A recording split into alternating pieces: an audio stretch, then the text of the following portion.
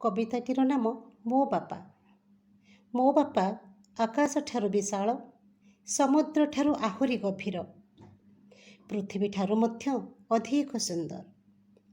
ସବୁ ଅପ୍ରାପ୍ତିର ପ୍ରାପ୍ତି ସିଏ, ସବୁ ଅସମ୍ଭବର ସମ୍ଭାବନାଟିଏ ଓ ସବୁ ମରୁଭୂମିର ସବୁଜିମାଟିଏ। ବାପା ପାଖରେ ଥିଲେ ଶତସିଂହର ବଳ ଓ ଅଦମ୍ୟ ସାହସ ଖୁନ୍ଦି ହୋଇଯାଏ ଦେହ ଓ ମନରେ। ସତେ ଯେପରି ମୁଁ ଆଲେକ୍ଜାଣ୍ଡର, ଜୟ କରିଦେବି ପୃଥିବୀଟାକୁ କ୍ଷଣକ ମଧ୍ୟରେ। ମୋ ବାପା ରାଗିଥିଲେ ଲାଗନ୍ତି ମଧ୍ୟାହ୍ନ ସୂର୍ଯ୍ୟ, ଶାନ୍ତ ଥିଲେ ପୂର୍ଣ୍ଣିମାର ସୁଶୀତଳ ଜହ୍ନଟିଏ। ବିପଦ ସମୟରେ ହିମାଳୟଠାରୁ ଅଧିକ ଗମ୍ଭୀର, ସମ୍ପଦ ସମୟେ ସରଳ ନିଷ୍ପାପ ଶିଶୁଟିଏ। ବାପା, ତୁମ ଧୈର୍ଯ୍ୟର ସୀମା ନାହିଁ, ତୁମ ତ୍ୟାଗର ତୁଳନା ନାହିଁ। ତୁମେ ହିଁ ମୋର ଅଭିମାନ ଏବଂ ସ୍ୱାଭିମାନ।